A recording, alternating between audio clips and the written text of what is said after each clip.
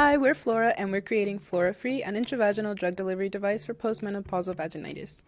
The clinical unmet need that we have identified is in treating recurrent infections in postmenopausal women. Current formulations for treating infections include creams, suppositories, and gels, which are adequate for one-time treatment but become difficult and inconvenient because they're messy to administer for recurrent infections. Our solution is Flora-Free, a silicone tapered device coated with a drug-encapsulated chitosan alginate hydrogel for a comfortable treatment of these infections. The chitosan alginate hydrogel coating will act as a controlled drug release system as well as lubricant during insertion, and the silicone is known for its biocompatibility in the vagina. It will also have a string for removal. It will be non-invasive. As we can see here in the diagram, it will sit near the base of the vagina.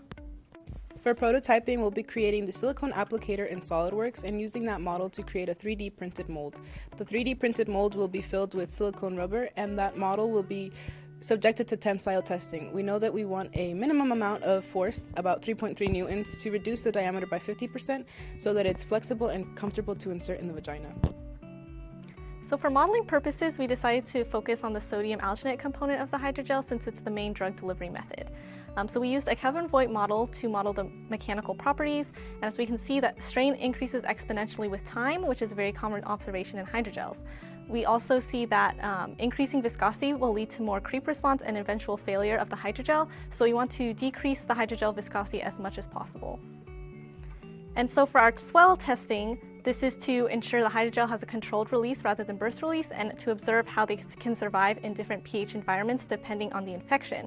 So we will be subjecting the hydrogels to various pH solutions and weighing them before and after submersion at different time points. So next we'll be talking about the drug delivery system for our intravaginal device. So we're looking at sodium alginate diffusivity, or looking at the release profile of sodium alginate with a drug. And so with this, we modeled this profile in a MATLAB model, which looks at the concentration over 2 to 3 days, and it's a surface plot. So it looks at the concentration at the applicator boundary compared to the vaginal canal where the mucosa lies, and that's where the infection occurs. So using this mathematical model, we can then dictate our physical prototyping methods, where we are going to actually use a sodium alginate gel using a fluorescent molecule and measure the diffusion of the fluorescent molecule into a release buffer over time. And so with this physical prototyping, we'll estimate how much drug needs to be encapsulated at very beginning physical prototyping steps.